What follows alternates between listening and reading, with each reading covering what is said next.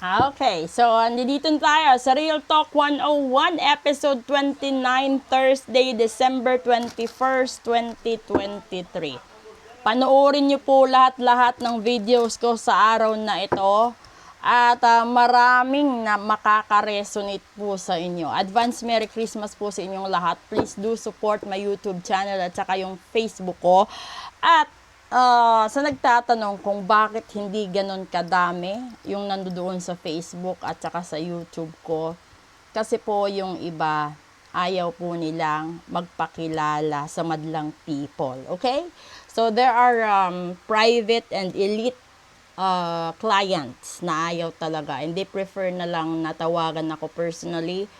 At saka yung iba pumupunta ng kusa dito, lalong-lalo na yung talagang magpapagamot, no? Yung mga gustong magpagawa ng mga charms nila. And then yung iba kasi sinusundo nila ako dito para puntahan yung mga properties na bibilhin nila, no? O yung mga kung ano-anong mga desisyon na gagawin nila sa buhay nila. Lalong-lalo na papunta yung patawid na tayo ng 2024. So ito, tignan natin ngayon dito kung ano yung message ni universe, no, para sa real talk natin. Dito tayo kuha. Oh, snake, and that is transformation. Okay. Diba? Ang dami niyong naaalala siguro dito sa snake. Real talk. Snake, this is transformation. You will be shedding old skin and emotions and transforming them into something bigger and better. Change is in the wind, and you are at the center of it all as the catalyst. To smoothen the process, make sure that your intentions are clear and that you move forward with hope. Ito yun, real talk. Sinasabi, sa mga araw na ito, tinatanggalan ka ni universe, ni God, ng mga luma or nakaraan or mga emosyon or sitwasyon, tinatanggal, real talk sa'yo. So ito yung para kang siguro, kung may kukumpara mo, para kang saging na binabalatan ngayon, di ba? Inihahanda ka ni universe sa something na malaki at mas maganda para sa buhay mo. Minsan kasi hindi natin ma-appreciate yan kasi yung due process hindi maganda, 'di ba? Yung parang andun ka na sa lowest point mo, no? Lugmok na lugmok, lungkot na lungkot, na parang alam mo na parang walang taong dumadamay sa kahirapan mo, hindi ka naiintindihan, no? Yung parang alam na nila na deep inside you have struggles emotionally, yung iba depressed na, yung iba stress na, hindi na makatulog, 'di ba? Yung mga ganun. Tapos nandun pa ang dami pang mga toxic na tao sa paligid. Pero real talk, inihahanda ka sa pagbabago. And yung iba, no, yung pagbabago na yun is bad karma. Yung iba naman is good karma. And I am talking right now sa good karma. Okay? Yung good karma na ito, sinasabi, nilalagay ka ngayon sa gitna. No? Kung isa kang palayok, 'di ba?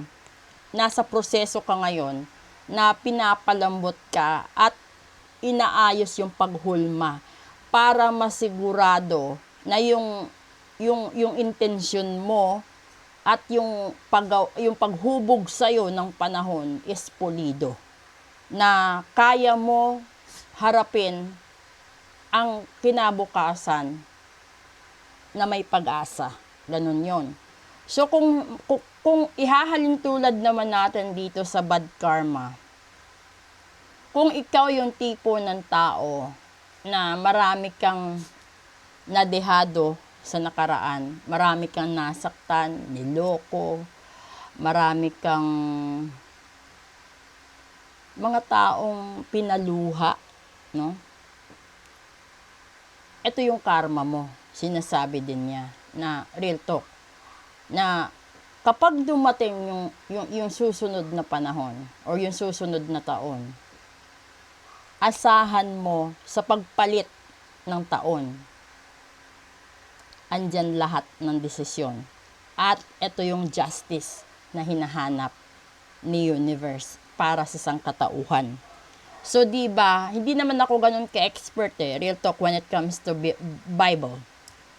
Pero doon sa parte ng Biblia, nasasabi doon na kayang gawin ng Diyos na hugasan or mawala ang isang lugar, ang isang syudad sa mapa ng mundo.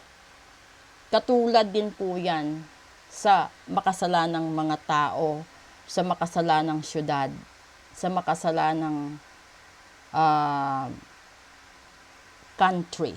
Real talk. Sa nangyayaring kalamidad sa buong mundo, magtataka, wag na kayong magtaka kung bakit nagpalit ang Diyos at nag-transform sa ngayon. That's the real talk. Everybody is put into the center of the catalyst for us to realize that the process is not that easy sa buhay natin. Na yung intention lang naman is binigyan tayo ng buhay dahil may kanya-kanya tayong mission, no? And the universe and God is hoping na kaya natin mag-move forward na yung para bang okay ka na, yung prepared ka na, no? Kasi hindi mo pwedeng sasabihin, no, sa mga katulad naming manghuhula na taga-ritual, taga-gamot, na faith healer, na gusto mong yumaman without doing something in action from your end.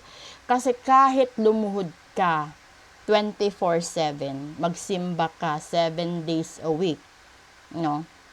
And that is 365 days per year, walang mangyayari. Kasi real talk, kailangan mo talagang mag-effort. So kung yung effort mo is 50%, ganun lang din yung blessings mo, 50%, real talk. Pero kung yung effort mo is 110, so yung balik sa'yo 10 times sa inaasahan mo, di pa kasama doon yung blessings mo kung gagawa ka ng kabutihan sa kapwa mo. Okay? So that's the real talk right there. Make sure that your intentions are clear and that you move forward with hope, because the universe is transforming you into something bigger and better. So you have to accept the changes that is happening in your life.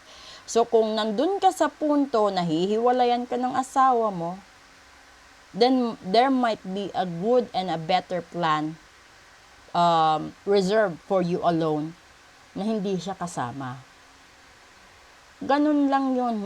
Nakadepende yun sa pagtanggap mo kung paano mo ito yakapin at i-apply sa sarili mo.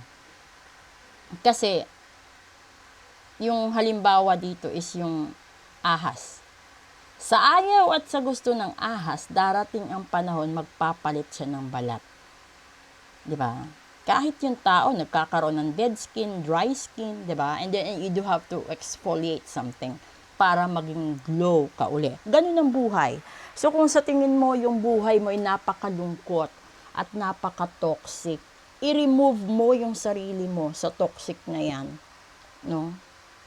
At umalis ka, no?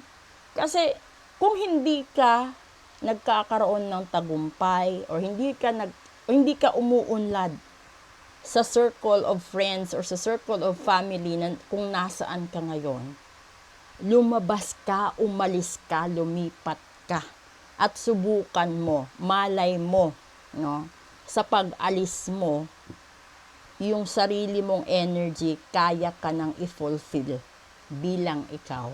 Kasi minsan masyado tayong nahahatak ng mga negative energy ng mga tao sa paligid natin. Kaya rin tayo nahihirapan, nabibigatan at minamalas sa buhay. Kahit asawa pa natin yan, minsan malas talaga. That's the real talk. Good evening.